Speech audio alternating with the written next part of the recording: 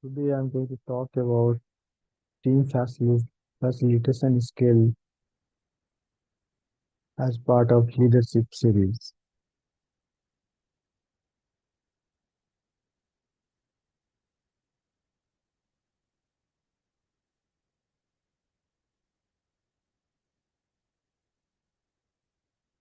Uh, let's uh, let's talk about the skills of facilitation, and I want to point out we are going to talk about conflict resolution after facilitation skills. But please note, the better you are at facilitating, the fewer conflicts you are going to have. In fact, the difference of opinions will arise, but you won't even think of them as conflicts if you are facilitating well. Now, sometimes conflicts are going to arise anyway, but the better you are at facilitating, the less likelihood you are going to have conflicts. If you are having a lot of conflicts, it might be that you are not facilitating that well. But let's think about the skills of facilitating, and as you will see as we go through these, a lot of them are built upon those listening skills or communication skills that we discussed earlier. So here are 8 skills. The last one is resolving conflict, and I will put that in a separate category or separate lecture. Let me spend two lecture on the first seven. The first skill is simply organizing. As I know, this seems incredibly simple, but this agenda that I shared with you is really important. And a really good thing is for people to visualize that. I like to have a laptop and a projector when I am facilitating a meeting. It is not mandatory, but it is nice because people can see what being written down. They can see the agenda in front of them. They can see there are 8 items on the agenda, and we have spent half a meeting on the first one.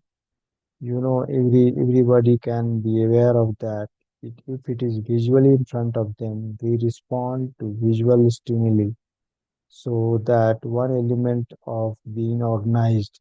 Another element is simply reminding people where we are, clarifying where we are in the conversation, where we are in on the agenda, and it is, a very simple thing, but simply for the facilitator to say, okay, guys, we are on item number one, and we only have an hour, and there are 7 other items. Let's shall we move on?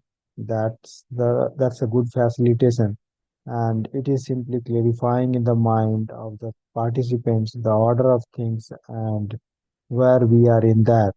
People get frustrated when and it feels like committee. If you have heard that, when the meeting gets disorganized and confused, and I'm not sure where we are, and we have taken so much time on this. Have we made a decision or not? One of the most important clarifying things that is a facilitator does it. First, you clarify the issue that we are talking about, maybe the problem that we are talking about. One thing you will find on the teams is, people love to talk and people will repeat each other over and over again. Somebody will say it beautiful day and outside, and another person will say, compared to yesterday, this I think tomorrow is going to be this, and then some third person will and they will elaborate on what a beautiful day it is. I am sort of being facetious, but whatever it is, they will just kind of keep stating the same thing, and at some point, it is good for the facilitator. Okay, I think we are in an agreement that it is nice day outside. Let's move on. you know something more value adding in the conversation. Very often, the conversation will follow a path that leads off the path. In other words, the topic maybe, what do we do about a certain problem? And somebody may say, well, when I worked at that other place, we had, this problem, and here is what we did. And sometimes someone else would say, oh, you worked there. Did you know John so and so? And someone else say, oh, yeah, I know him. He used to, I went to school with him. And suddenly, you the whole conversation can go off path, of what we are talking about. And it is good for you, the facilitator, to simply say, guys, we are trying to decide this, we are trying to decide what we should do about the topic. And that just people go, oh, yeah, yeah, and it is bring people back to the subject, so you can waste a lot of time by not reminding people what the topic is that we are supposed to be deciding. Sometimes when people offer a suggestion, it is clear in their mind what they are saying, but it is not necessarily clear in the mind of the other people in the room or even in your mind. And then it is very good for you to reflect back what you think you heard them say, and let them clarify that, you may be in a manufacturing plant, and there is a problem with the people not returning tools to where they belong, where they should be. So somebody else goes to find that tool and it is not there, and they waste a lot of time. So that is a problem. And someone says, well, I think only authorized people should be able to take that. We should put a lock on the closest closet when where those things are. And then you might clarify that by saying, so I think I hear you saying that only one or two people should be able to access that. And the person said, oh, no. No, I think everybody on the team should be able to access it, but I think if there is a lock on it, it will remind people to put it back in the right place. Maybe it's not a good idea, or it is a good idea. I do not know. But what people heard the first time is not really what the person meant to restate, rephrase, clarify what you think the people person is saying. You do not have to do it every time, but you should be sensing. I mean, that's where the facilitator has to be very sensitive listener, and you should be looking around and see whether other people seem to be getting what a person is saying. So you think about what the person is saying and you clarify that. Let them say, yeah, that's it, and oh no, or no, that's not. Another way to to clarify is simply to say, where do you all think we are in this discussion? Are we talking now about the problem, defining the problem, the causes of the problem, or we are talking about the solution to the problem? And maybe we should be sure that we know the cause of the problem before the solution.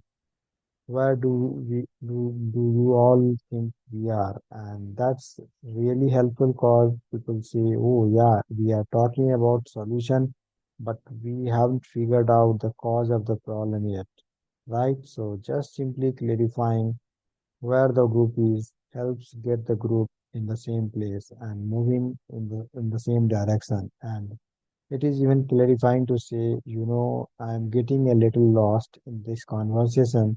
Can we all sort of come back to what the topic is, and where we are on that? That's using good reflective listening also. So but the primary use of reflective listening or rephrasing is to clarify, what another member of the group is saying. I hope that makes sense. Let's in the talk in the next lecture, talk about some of the other skills.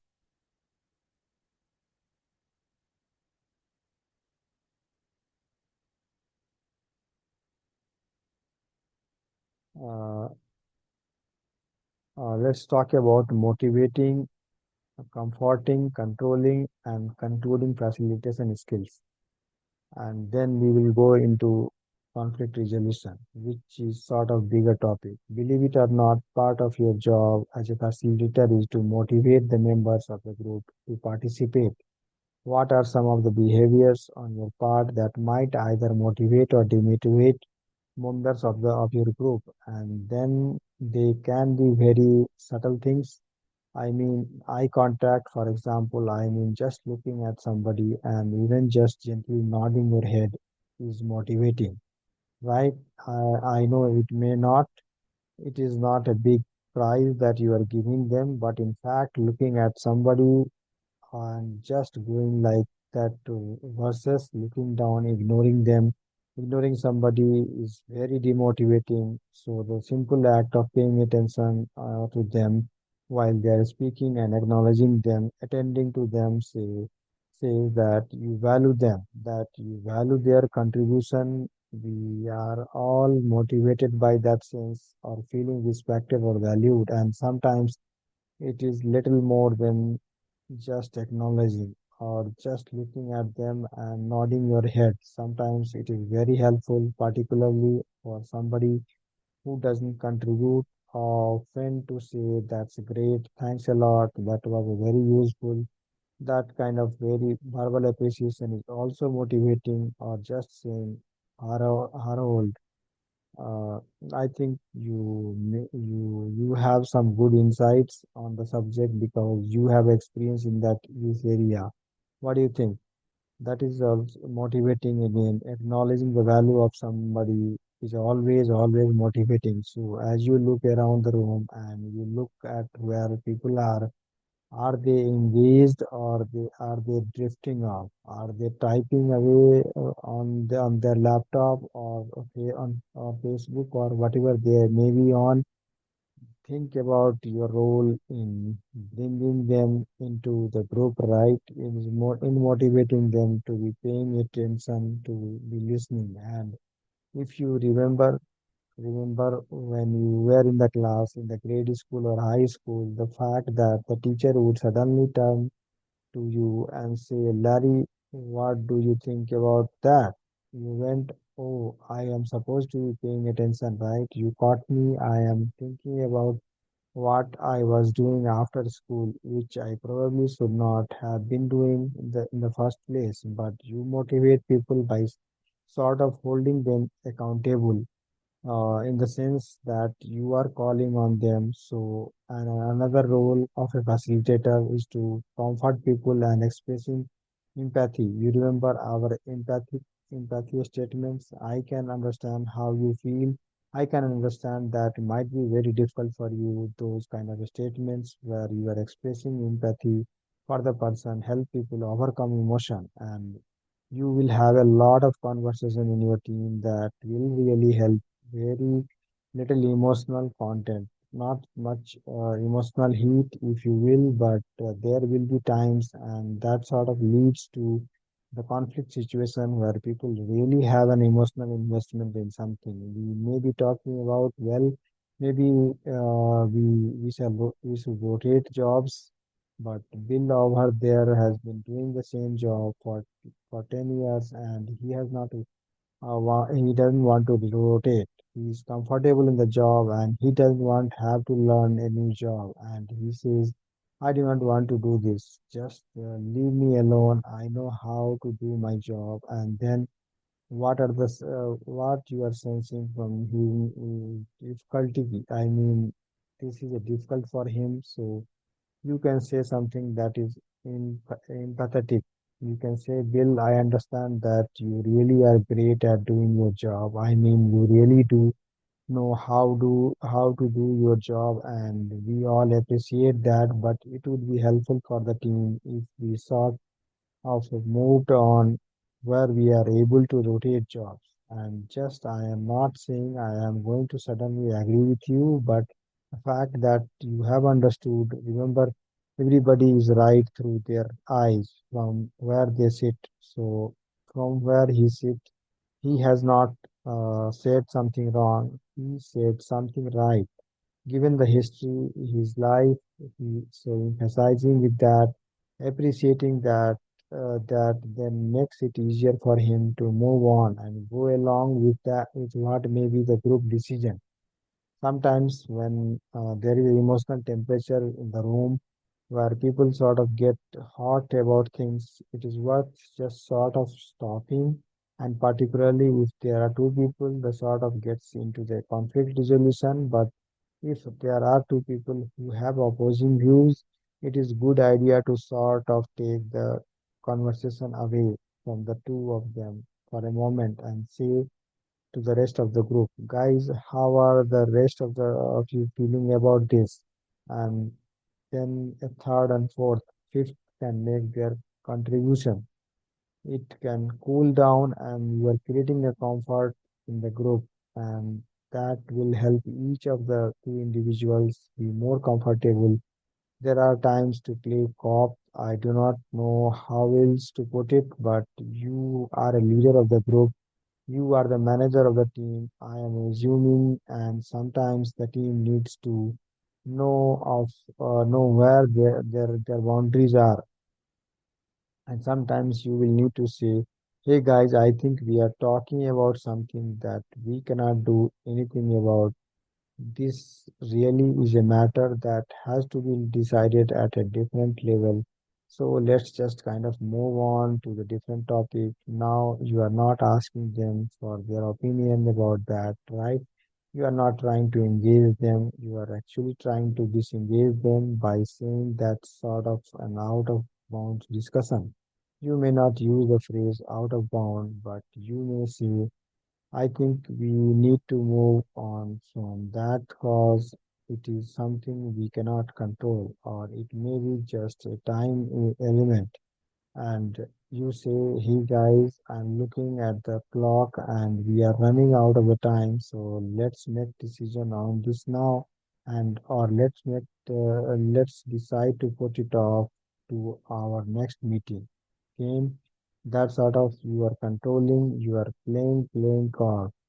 And generally, there are some time when this isn't true, but I found 95% of the time people appreciate that, and they appreciate you doing that when in fact it is right, when in fact we need to move on. We are running out of the time, or in fact that's something that we cannot decide. So a final thing that you do is concluding, and that may be one of the most useful facilitation skill. And it sounds almost silly, but we have to bring the things in the conclusion. You can call this summarizing also, and in every meeting there is a time when there is this natural tendency to just keep talking about things, and your job as a facilitator to bring the conversation where it is on the topic, or where a whole meeting to the concluded by the saying, guys, let me summarize what where I think we are, and let me summarize the decisions I think we have made, or let me conclude this topic. I think we have all gotten to the same point. I think we have a consensus. I think we are agreeing that we should boom, and the people will. Yeah, I think we are in agreement with that, and let's make that decision and let's move on. Or you may say, let's make that decision and let's decide. Now, let's go to the action planning. Let's decide who's going to do what to whom when.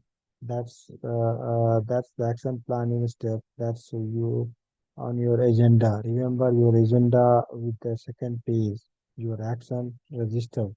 That's the way of concluding the conversation. These things are really important because they make meetings efficient. Meetings are not efficient because people do not talk. Meetings are not efficient just because of the timeline. Meetings are efficient because you use mental energy well, and you do not waste time, and you do not waste words, you do not waste mental energy. That's a part of your job as a facilitator. So I hope those first seven facilitation skills are helpful for you. Let's go now and talk about maybe the harder part. the conflict resolution, why we have conflicts, and that we can do what we can do about it. Thanks.